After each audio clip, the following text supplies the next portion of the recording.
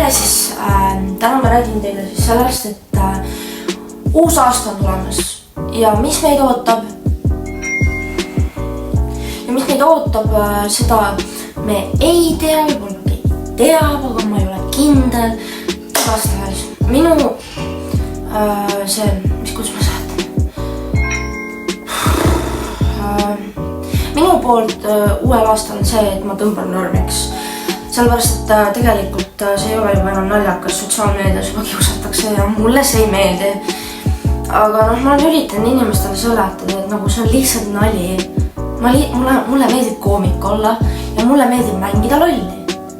Ja sellegipärast ma arvan, et võiks ennast nagu muuta. Eks ole? Või? Ja teine lugu on siis selline, et ma panin valgustiga käima, vähemalt oleks midagi ilus. Et minu poolt ma võin lubaduse anda sellel uuel aastal või vanal aastal juba hetkeni. Et kuidas te arvate, mida ma peaksin tegema selleks, et ma muudaks kuidagi ennast, mulle sobib? Mida? See tundub nagu veider, aga ma ei tea. Ma olen terve oma elu elanud nagu koomikuna. Ja ma ei oska nagu seletada, aga see on naljakas.